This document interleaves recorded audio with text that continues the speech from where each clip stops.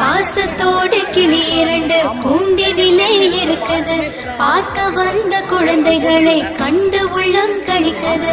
கவலை இல்லை என்பது போல் மயில் நடனம் புரியுது, வெற்றி எனக்கு சொந்தம் என்று முயல் குட்டி தாவுது. இஷ்டம் போல 8 திசையும் ஓடுது பாரணில்தான், தின்ன உணவு நாம் கொடுத்தால் வாங்குவதே அழகுதான். குரங்கு ஒன்று மரத்தில் ஏறி ஊஞ்சலாடி காட்டுது, அருகில் செல்லும் பிள்ளைக்கெல்லாம் அச்சம்தானே ஊட்டுது.